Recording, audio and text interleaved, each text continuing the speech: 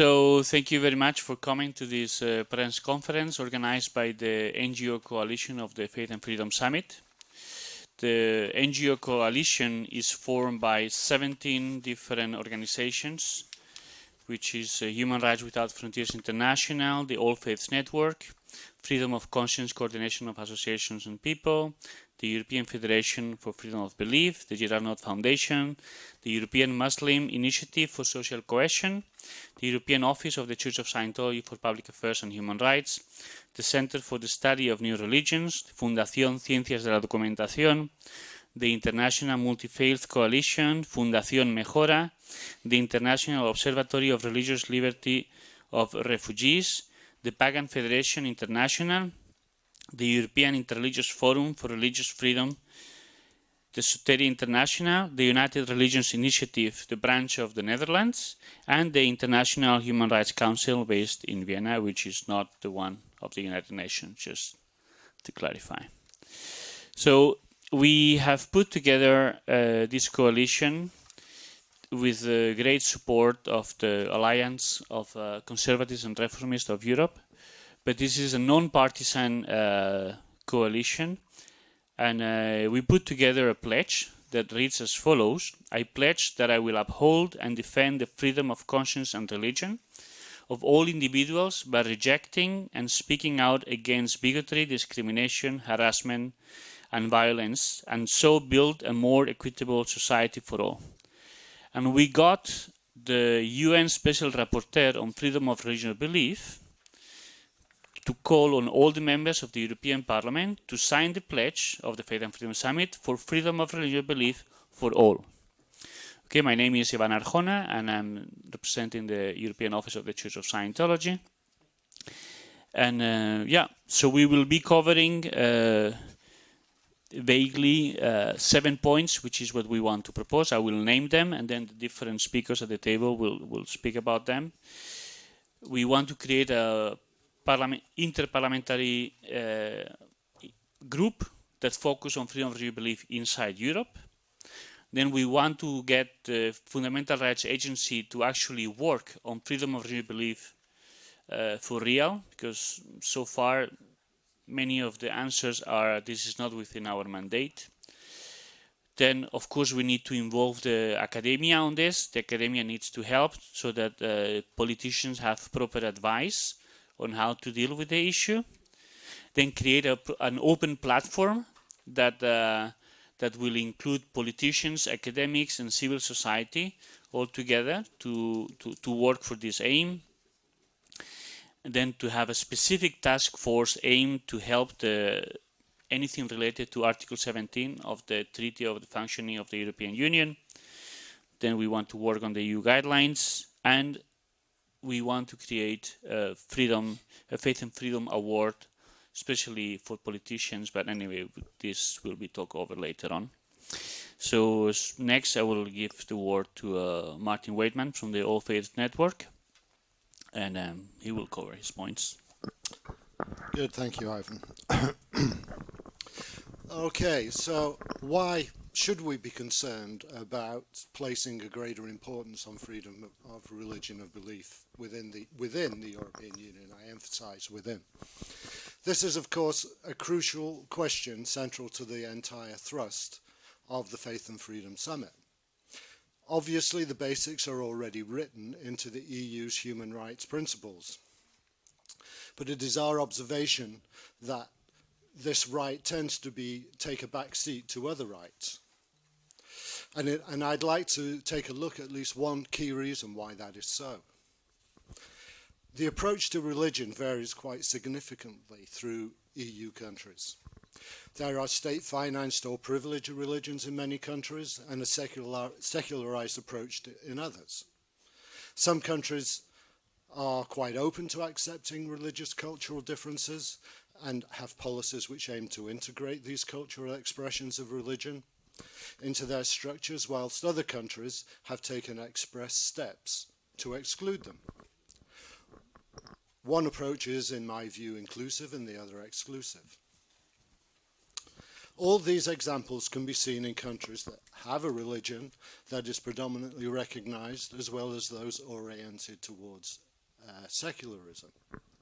Examples are, of course, such things as head coverings, religious symbols, and as a public employee being obliged to carry out acts against one's belief system, or attempts by governments to exclude or deny minorities from entering into the mainstream of society. There are, of course, problems with both extremes. Favouring one religion above all others existing in the country is discriminatory. Excluding expression of religion in the public arena can also be discriminatory and can effectively place secularism as its own belief system above those of religious belief systems, resulting in their repression.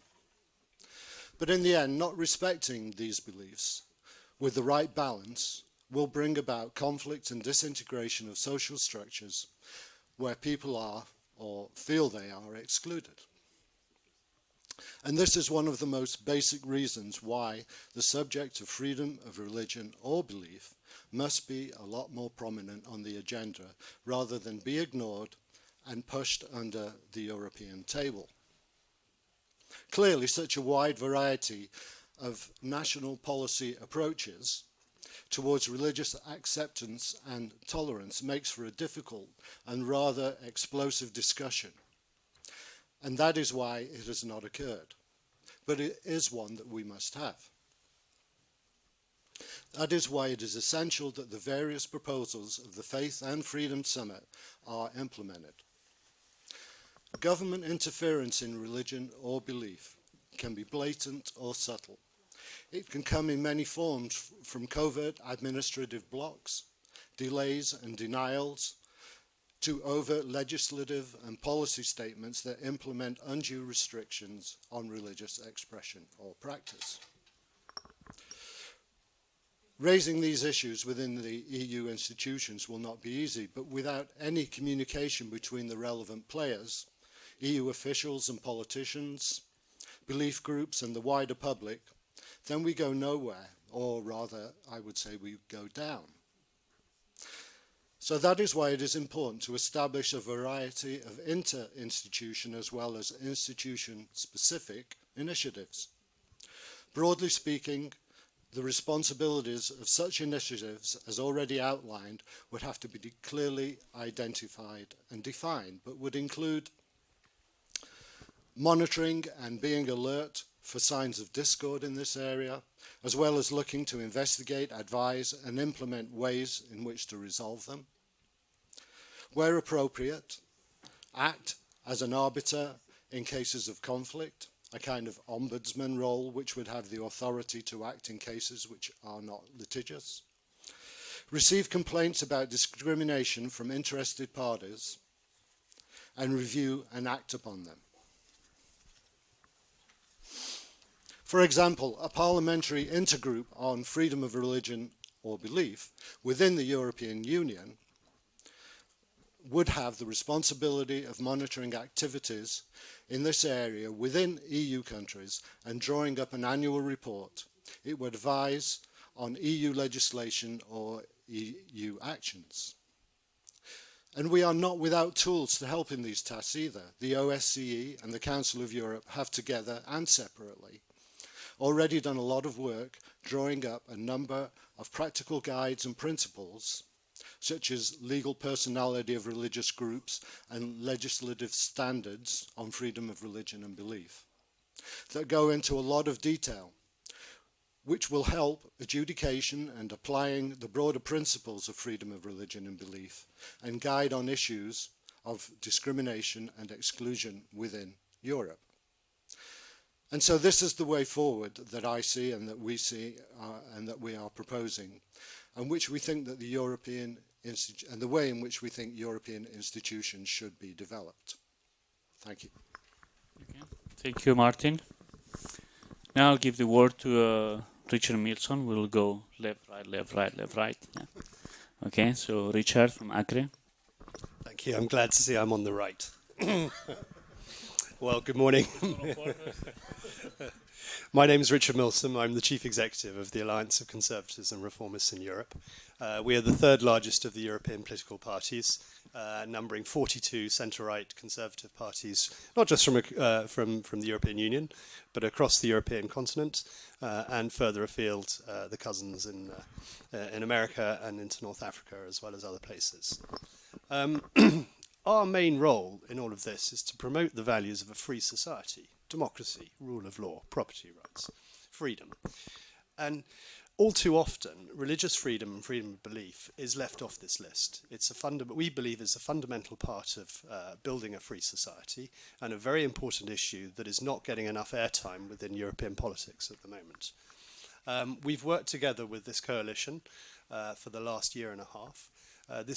Tomorrow is the second summit that we're holding. We had a very successful Faith and Freedom Summit last year. So this is a continuation of engagement with the European institutions, with European politicians, policymakers, and actors in the field.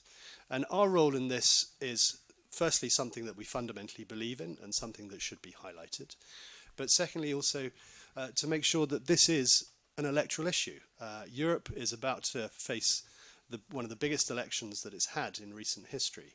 It's at a crossroads. There are going to be a great many changes that are taking place, many new parties, new people, and we need to make sure that freedom of religion and belief is at the centre of this election campaign and gets the airtime that it deserves. As Martin and Ivan have highlighted, the legislation is there, it is codified, but in reality it's not always adhered to, and we've heard some of these examples.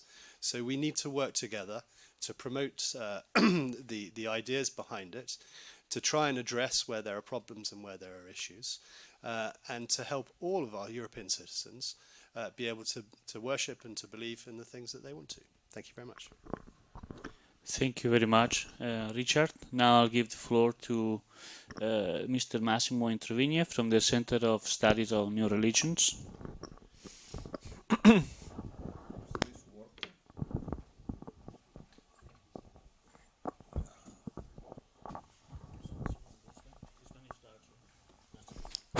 No, it's working. So thank you very much. I fall under one of the points as an academic, and I also am editor of a daily magazine on religious liberty in China called Bitter Winter. CESNUR is active from 30 years and more in the field of religious liberty, although we are primarily an academic organization. It would seem that the main files we are following are outside of the European Union.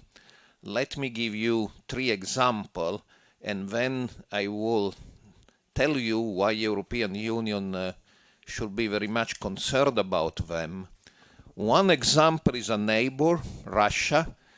Just yesterday there was another decision sending to jail Jehovah's Witnesses, and there are members of Church Scientology in Russia who are either in jail or under house arrest, and through an extensive definition of extremism, Russia is cracking down on a number of small or minority religions the dominant culture happens not to like. Example number 2 is China. In China, the situation is not getting better, it's actually getting worse with the new law that came into force in 2018. All religions are affected, but particularly new religious movements, bandas, cults, or Seijiao, such as Falun Gong or the Church of Almighty God, have hundreds of thousands of people in jail, and Muslims, Uyghurs and ethnic Kazakhs have 1 million people in transformation through education camps. They are not schools, as China's claim, they are jails. A third example is a democratic country. I was just there 2 weeks ago, South Korea. only the oldest people here like me will remember what deprogramming is. It's a banned illegal practice of kidnapping members of so-called cults in the street and submitting them to various forms of violence to persuade them to abandon their religions. Now, it has been declared illegal in all civilized countries in the world, so the last enclave where deprogrammers still work is South Korea. And last year, a woman, a member of a religious movement called Scientology, you may like, not like, that's not the problem, died during deprogramming of allegedly accidental causes. So deprogramming in Korea is becoming a serious issue. Now, why should the European Union or the European Parliament be concerned about these problems? Two reasons. We cannot ignore human rights in bilateral relations. 4 European Union countries have joined the Belt and Road with China, Italy being the last 10 days ago. And it is very important that while doing business with China or Russia or anybody else, the human rights issue is very much kept on focus. Very often, even at the European level, very unfortunately, that does not happen. There is a certain timidity, even at the European Parliament level, to tackle the issue of human rights with China because business is just so much important. The other reasons is there are refugees. Finland has a problem of Jehovah's Witnesses refugees coming from Russia. Almost everybody has refugees coming from China. And it's very important that we learn to distinguish immigrants from refugees. Immigrants come to find a job. Refugees come because if they go back to their country, they will be arrested and maybe even executed or killed in an extrajudicial way. So it's very important that the European institutions understand that one thing is the discussion about immigration. There may be legitimate different opinions on this, but something entirely different is the refugee issues, because according to international conventions, each country has a right to regulate immigration, but there is an absolute duty of not sending back people who will die if they are sent back to their executioners. And unfortunately, this has happened in the European Union. Uyghurs, members of Church of Almighty God and others have been sent back and they've disappeared or have been arrested, and this in the European Union, not elsewhere. So the world is global, and international issues become domestic issues or European issues. I don't want to take too much time, but still one example why it's important in Europe. In 2011, I served as the representative of the OSCE for combating racism, xenophobia, and religious intolerance. One point we dealt with is hate speech. A few months ago, a member of Church of Scientology was killed in Australia by a teenager. This teenager became persuaded he should rescue his mother from the evil practices of Church of Scientology by watching television and reading newspaper, sensationalizing the criticism of Church of Scientology. So that shows hate speech kills.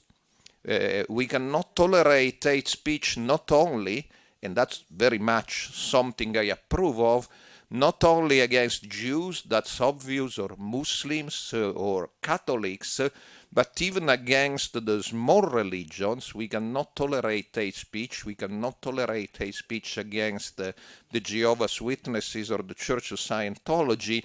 And this Australian incident, it's very important because it shows that because of hate speech, people can actually die.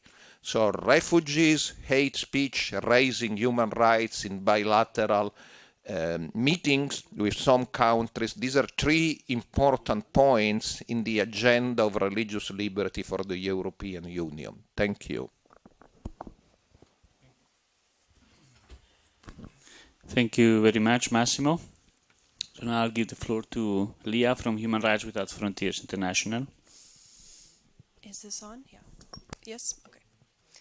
Hello, everyone. Thank you very much for being here today. My name is Leah Perekrests, and I am the Deputy Director of Human Rights Without Frontiers. We are an NGO here in Brussels that has been working on the issues related to freedom of religion or belief for over 10 years now. Today I'm here to announce a new initiative that we are currently developing. With new MEPs entering the office in just a few short months, we were brainstorming ways to keep human rights a focal point of Europe's future, and furthermore, how to ensure that freedom of religion or belief will continue to grow and develop in Europe. Inspired by the Parliament Magazine's MEP Awards here in Brussels, we are excited to announce that we, a coalition of NGOs, are planning on creating awards for MEPs specifically on the topic of freedom of religion or belief. These annual awards will honor MEPs who have worked against religious belief discrimination and intolerance within Europe, as well as MEPs who strive for freedom of conscience, religion, and belief outside of the EU. We believe that to have awards that straddle both topics will stress the importance of internal-external policy cohesion and contribute to it. As I mentioned, we are still developing the concept of this project and hope to open space for all stakeholders, including sponsors, civil society organizations, journalists, policymakers, and more to participate. I'd be happy to hear your reactions, suggestions, and questions for making this initiative as impactful as possible. Thank you. Okay, thank you, Leah. So now I'll give the word to Bashy Quraichy from EMISCO. Thank you, Ivan. Good morning to everybody. Today is 1st April, but this press conference is not a joke. It's very real about real issues in European Union. I represent EMISCO, which is European Muslim Initiative for Social Cohesion. It's not an organization which is working to spread Islam, but it is an organization working to raise awareness among Muslim communities in European Union about their situation in the societies they live in and how they can participate and integrate. At the same time, we also work very closely with EU Parliament and EU Commission and other European institutions to give them this sense that this is their duty, that all citizens in European Union are treated equally.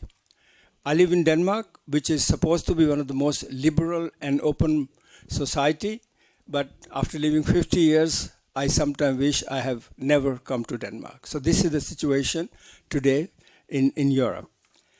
Ever since I came to study in West Germany in 1966, I really found Europe as a continent of peace, democracy, human rights, and equality. Unfortunately, that situation has changed slowly but steadily. I will not go into details as to why it happened, but I can tell you that I don't want to blame anybody, but there is this development which other speakers have also mentioned, and we cannot ignore that. And today in 27 EU countries, which are member states, 19 countries have a discriminatory government which oppresses minorities, whether they're African, whether they are religious minorities, but most of them. Many countries have powerful and visible racist parties and anti-Islam movements. Last week, in front of the Danish Parliament, a racist organization took a bundle of Quran and burned it publicly where the police was watching. So that is the situation. We have numerous politicians all over European Union who advocate openly Islamophobia, causing many minorities to feel unsafe and afraid of what will happen in future. Islamophobia has recently taken a fatal turn in the shape of violent shooting in New Zealand. At the same time, in UK, 593% increase in attacks on mosques. And of course, verbal and physical harassment, hate speech and hate crime is the order of the day. Now, compared to member states, EU institutions have been concerned about this situation. That is why in December 2015, they established 2 monitoring coordinators in European Commission. One is about anti-Semitism. The other is about, they call it hate against Muslim, but it is about Islamophobia. Now, to Muslim communities, it was the confirmation that EU was serious in dealing with these 2 issues. But to my organization, EMISCO, which was part of NGO movement that campaigned for a coordinator to deal with Islamophobia, of course it was a welcome move. But in European Union, Islam and Judaism are not the only religions which are being discriminated. There are many large and small religions which face discrimination as Muslims and Jews do. We have a number of faiths, as I said. Actually, in Belgium, in this country, the government has a list of 182 religions, they call it sects, which absolutely are discriminated. So, EMISCO will suggest that European Commission seriously considers establishing an office that monitors, documents, and deals with religious discrimination, not only about Islam and Judaism as they have already done, but about all other religions, small and large, so that there is not a preference or selective protection, but all religions should be protected. And we also believe that it is not the state's duty to decide which is the right faith and which is not right faith. Instead, now is the ripe time for the European Union to show impartiality and practice what it preaches, namely equality for all its citizens. Thank you. Thank you very much, Bashy. Now we'll give the floor to Hans Not from the Gerard Not Foundation from the Netherlands, but he works all over Europe. Good morning. The Gerard Noot Foundation is located in the Netherlands, and we focus on freedom of religion or belief. And as said, we operate quite globally. We live in interesting times in which it seems that in order to gain votes, one needs to marginalize minority groups. We see this in many states and not only outside of Europe. Marginalizing and demonizing minority groups may help gain popular vote, but it has some serious downsides as well, ranging from polarizing society at the peril of social and economic stability, as well as nibbling away at the very foundation of our democratic system. To offset these consequences, some attempt to veer to either the far right or the far left of the political spectrum. But history teaches us that the marginalization of minority groups, albeit foreign workers, refugees, the religious, cause them to pay the price. A price some may deem necessary for the good of the larger whole. We are calling upon all Europeans to defend the freedom of conscience and religion for all religions, and reject speaking out against bigotry, discrimination, harassment, and violence. Each nation will recall historical traumas when individuals are not treated as equals. We all remember what happens when we do not respect freedom of conscience, the basis of humanness. The Europe we are attempting to establish is a Europe that leaves out hate speech, discrimination, harassment, and violence. We hope that we have left centuries of dark history behind us. European nations are maturing. Our population is not to be treated as infants without brains. People are higher educated. We have a much better established rule of law in the EU member states than ever before, and we're constantly working on getting it even better. The way we have gained stability in Europe is by talking to all stakeholders and broadening our vote base by treating all others as equals. These are not just European values that we're building upon, but it is a sure and charted course to a higher developed society. A deep historical analysis shows that where people use these values, people flourish. Where they are trampled, empires fall. Tomorrow we will hold our second Faith and Freedom Summit, in which we talk about the issues at hand. The Gerard Note Foundation is not linked to any political party, but we can and we will raise the banner of educating people and facilitate dialogue. Together with a host of enthusiastic NGOs and individuals, we invite all who are interested in European stability and development to come and join us tomorrow at the Accra Faith and Summit number 2, which starts at 10 o'clock. Let's practice what we preach. Thank you very much, Hans. As a note, just to give you an idea of the agenda of tomorrow, and then we'll give the floor for if there are any questions. So we will have, starting at 10, will be hosted by MEP Laurentiu Revega.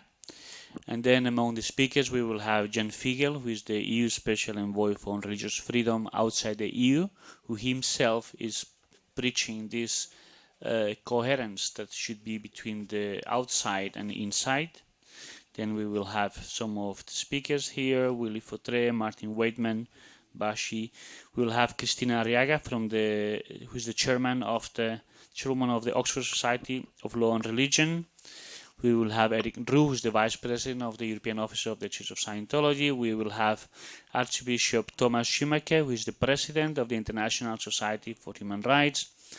We'll have also the director of the Spanish Fundación Pluralismo y Convivencia, which is a foundation from the Ministry of Justice, who are actually having very good practices into promoting coexistence between the different religions and non-religions.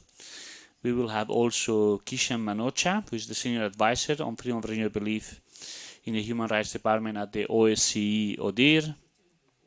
Alfias Baya, coordinator of the European Parliament Anti-Racism and Diversity Intergroup, Marco Ventura, full professor on law and religion, and Greg Mitchell, who is the co-chair of the International Religious Freedom Roundtable, which is one of the actions that we will be pushing for, and we'll have also Jan Saradil from MEP Jan Sar, president of ACRE, and we hope to have many other MEPs coming and people from the European Commission that will be able to contribute to the rich debate that we will be having tomorrow. So shall there be any questions from the floor, please?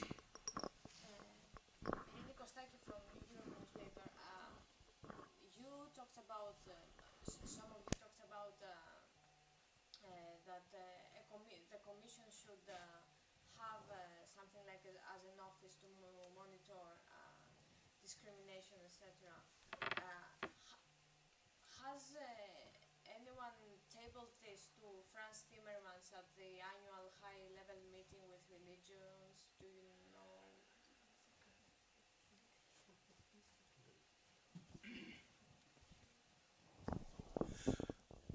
Sorry, when we were discussing with Franz Timmermans in 2015 about the establishment of an office against anti-Semitism and against Islamophobia, we did also talk about that it's okay to have these two religions because they are large and powerful and influential, but there should also be maybe an office against Christianophobia and also including other religions. The problem with Commission is that many countries who have influence in the Commission, they don't want to cover what they call sects. They only wants to cover Abrahamic religions, and if there is other religion like Hinduism or Sikhism. So I think it will be very good that from this summit and from this conference also comes a statement or contact through our MEPs, the Commission. I'm going to meet tomorrow after the summit, the coordinator against Islamophobia, and I'm going to take that with him also, so that he, when he meets the EU Commission, he can also say, hey, it's fine that I'm working with Islamophobia. There is one working with anti-Semitism, but it's very important that we don't neglect other religions which are also experiencing discrimination in European Union. So we need to do from different angle, not only from me, but also everybody else who has contact with EU Commission, EU Parliament to take this issue up, because that's the time now. The OSCE, as you know, has already 3 representatives, one for fighting anti-Semitism, one for fighting Islamophobia, and the other, I know that was my position in 2011, is combating Christianophobia, racism, xenophobia, and intolerance and discrimination against all members of other religions. And of course the name doesn't take a position on sex or cults, it just says all other religions, because as you know, if we start discussing what's a religion, what's a cult, we will never end. One person's cult is the other person's religion, so it's very much appropriate not to take a stand on this. And on the other hand, international convention protects freedom of religion and belief. So that means, and it's very clear in the official comments of the United Nations to Article 18, that freedom of religion and belief also includes belief on new or unpopular religion. So new religious movements in the general comments are explicitly mentioned, and new religious movements are what less kind people will call cults or sects. So they are protected too under the banner of freedom of belief. Yeah, I'll give you the word just to give one last word on this to further expand it. I think we should have a word for. We have Christianophobia, Islamophobia. I think we should stick to religiophobia, which includes everything, and that's it. You know, I mean, we can have specific if there are big numbers of issues on the specific religions. Okay, you can have specific working groups for them, but we should have a more broad viewpoint, also because of the complexity of how the EU is formed. You know, I can be, you know, I'm in Spain and I'm a recognized religion. I'm fully respected, have proper interaction with the administration. But then I may go to another country and then they may be more shy with us. Let's put it this way, you know. So it's like, if we are Europeans, period. I mean, it cannot be that doing the same action, doing the same worshipping or the same believing, even if not belonging, in one country it's criminal or is considered criminal even if legally it's not, but you get discriminated as if you would be, and in the other country you're respected. We should put an end to this, and I believed with the support of all the member groups of the NGO coalition, we hope to have more groups joining, that we can work together towards this, stop being shy on just respecting and protecting everyone regardless of their belief. Okay. It's about this, the word sect. I think we should not use this word, because it's very important that, I mean, OSCE, Council of Europe, they cover only Abrahamic religions, but it's very important we use the word all religions, so that they don't have an excuse to say it's not religion, it's religion. We just use the word all religion. Not true that OSCE covers only Abrahamic religion, because the third representative is called representative for combating many things, including discrimination against Christians and members of other religions. Doesn't say Abrahamic religion. Surely when I hold this office, I was not dealing with Abrahamic religions only. Je vais enchaîner sur ce que vient de dire M. Massimo. Introvigne, c'est ça? Oui.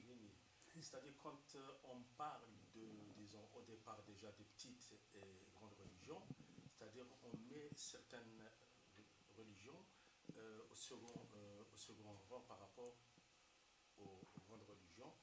Moi, à mon avis, il faudrait utiliser le terme, par exemple, de religion abrahamique, puis de religion asiatique, la religion africaine, parce qu'avec l'animisme, etc.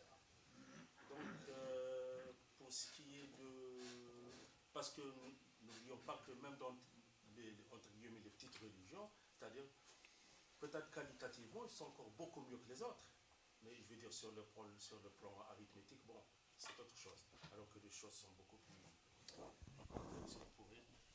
Oui, je pense qu'il faut éclaircir un point quand même important.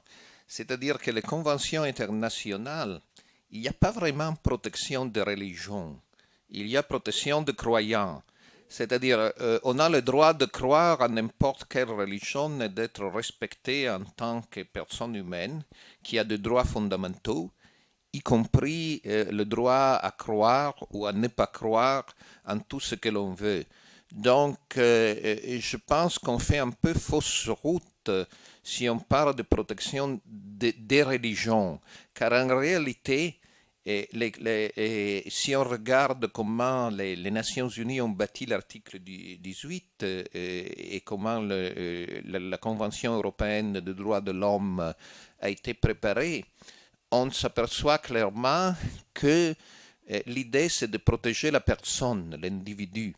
Ce n'est pas la protection de la communauté.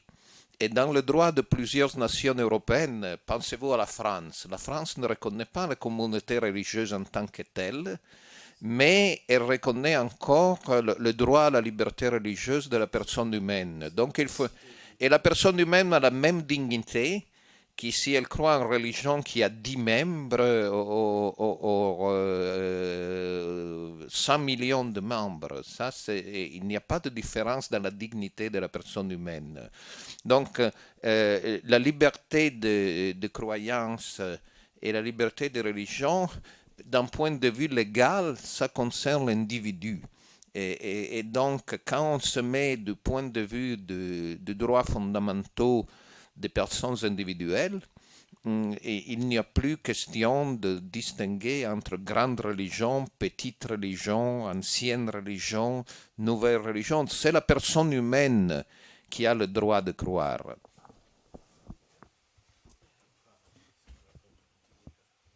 Any other reaction from anybody or question?